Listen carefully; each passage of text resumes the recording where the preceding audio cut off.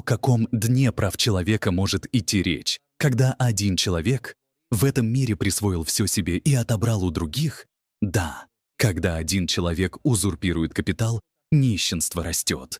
Когда один человек насилует продавщиц цветов, вдов на обочине дороги, умножение.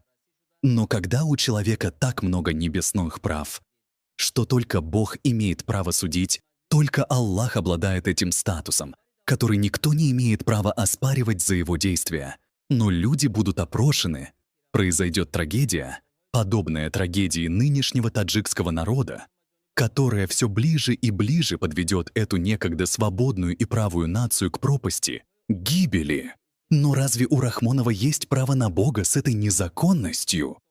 Закон вождя выдвигает то же самое требование, что каждый из вас будет опрошен, кроме вождя.